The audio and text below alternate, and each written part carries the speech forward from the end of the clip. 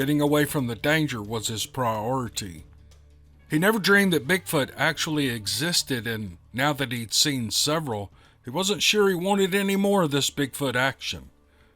What he could see in the rearview mirror, through the dust he was kicking up, were campers, the people who had trusted him to have a Bigfoot experience, filing into the road and watching him leave in bewilderment.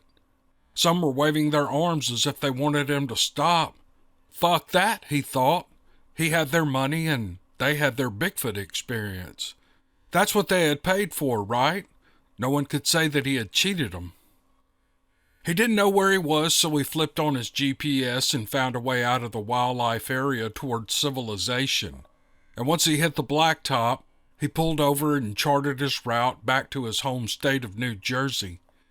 First, north to Woodville on 287, and then east to anywhere other than Texas. After checking in, he opened the trunk to retrieve his bag, and he remembered that he had left his camping gear and his clothes behind at camp. With a deep sigh, he accepted that as a small cost just to be out of Texas.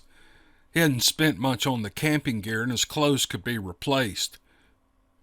In his room, he undressed and showered, and then laid on the clean sheets, enjoying the chilled air from the AC drifting over him.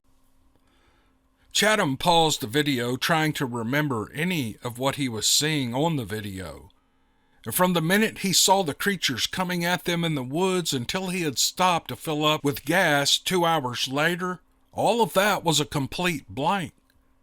He dreaded watching the rest of the attachment, but he started the video again. The camera panned back toward the woods and captured several more figures running into camp. They were screaming in terror.